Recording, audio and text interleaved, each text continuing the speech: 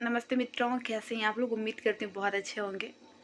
आज मैं खुशखबरी एक सुनाने जा रही हूँ आप लोग को। मतलब खुशखबरी है लेकिन मैं खुश नहीं हूँ। मतलब इस चीज़ का मेरे से बहुत अजीब सा एक रिश्ता है जो हो के भी नहीं है, इस टाइप से हम कह सकते हैं।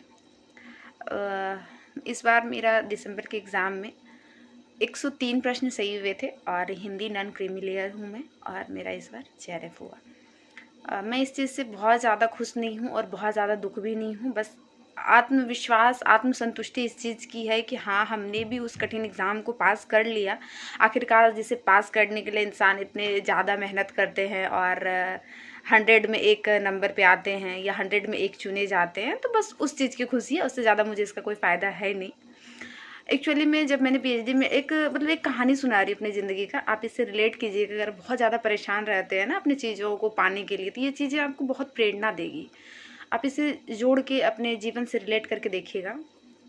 कभी कभी क्या होता है ना मित्रों, कि किसी चीज़ को पाने के लिए ना हम बहुत ज़्यादा प्रयास करते हैं। यह वो इंसान हो या कोई चीज़ हो या लक्ष्य हो या जो भी हो, लेकिन हमेशा आप जैसा सोचते हो ना वो वैसा ही हो, ये ज़रूरी नहीं है। मैं अपनी लाइफ की एक कहानी सुनाती हूँ आपको कि 2019 से 2021 मैंने पीजी किया था, यानी पीजी पोस्ट ग्रेजुएशन। और 2022 में जो है वो पीएचडी का पीईटी एग्ज़ाम, यानी कि जिस यूनिवर्सिटी से मैं पीजी कर रही थी, वहाँ से पीएचडी का एंट्रेंस एग्ज़ाम था। तो वो मैंने पास करके 2022 में मैंने पीएचडी में एडमिशन लिया था। और इस बार मैं खुश इसलिए नहीं हूँ कि मुझे 2026 में अपना थीसिस कंप्लीट करके जमा करना है, और इस बीच में झारखंड सरकार हमें सीएम फेलोशिप करके कुछ जो बोल सकते हैं फेलोशिप दे रही है, जिससे कि हमें अपने रिसर्च को बहुत अच्छी तरह से कर पाएँ। तो वो उस चीज़ों का लाभ में से मैं भी सम्मिलित हूँ, ठीक है, मैं ये कह सकती हूँ। और अब मैंने 2022 में पीएचडी में एडमिशन लिया।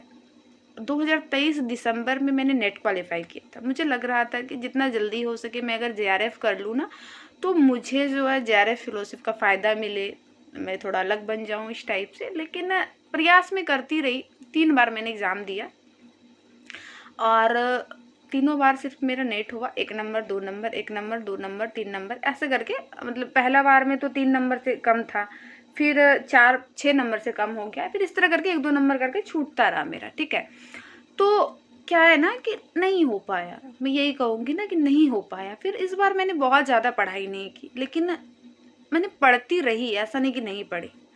एग्ज़ाम दिया, इस बार हो गया मेरा। लेकिन अब मैं खुश इसलिए भी नहीं हूँ कि मुझे इस बार अपना थीसिस जमा भी करना है, और सीएम फेलोशिप का फ़ायदे में मैं भी सम्मिलित हूँ। तो कभी कभी चीज़ें को ना हम बहुत ज़्यादा खींचते हैं, लेकिन आपके अकॉर्डिंग वो चीज़ें आपको मिले ना, ये ज़रूरी नहीं है। अगर आपके अकॉर्डिंग दुनिया होती ना, तो फिर ईश्वर का तो कोई अस्तित्व नहीं होता। आपको ये चीज़ मानना होगा।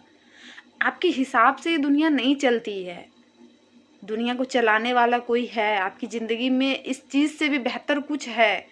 क्या पता मेरे लिए यही चीज़ें बेहतर थी। शायद मैं अभी पीएचडी जमा कर दूँ, हो सकता है कि इस साल में मेरा गवर्नमेंट जॉब हो जाए, जब गवर्नमेंट असिस्टेंट प्रोफेसर हो जाए।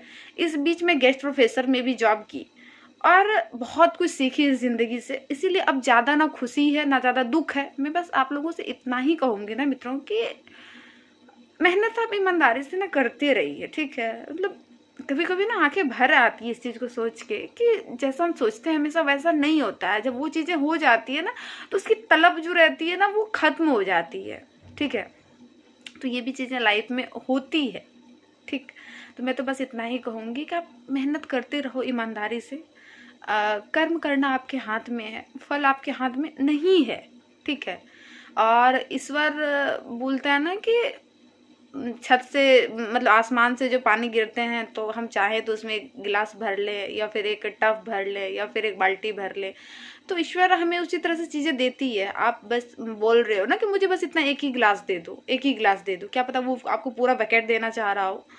तो ये चीज़ें ना बहुत ज़रूरी है लाइफ में, ठीक है। तो मेहनत करते रहो। बस ये चीज़ें थी जो मुझे आप लोगों के साथ शेयर करनी थी। जो मतलब मैं इस बीच में क्या था ना कि रिजल्ट 2-3 दिन पहले ही आया हुआ है, तो इस बीच में मेरा देवर का शादी था, तो थोड़ा मैं शादी रिसेप्शन ये सब चीज़ों में बिजी थी। 1-2 बार रिजल्ट देखा, तो अनेबल वाला वेबसाइट वगैरह आप लोग भी जानते होंगे, इस टाइप से हो रहा था, तो नहीं देख पाई थी। तो कल रात में मैं देखी, और देखने के बाद में मेरे मतलब आंसू आ गए थे। मतलब मुझे बस यही लगा था ना कि अब इसकी खुशी करूँ या दुख करूँ, बस मुझे यही लग रहा था। बस अंदर से एक संतुष्टि सा महसूस हो रहा था। और ये चीज़ें जो मेरी लाइफ की थी, मुझे लगा था कि आपके साथ शेयर करना चाहिए, इसीलिए मैंने किया। आपको ये मेरी बातें कैसी लगी आप हमें ज़रूर बताइएगा। Thank you so much.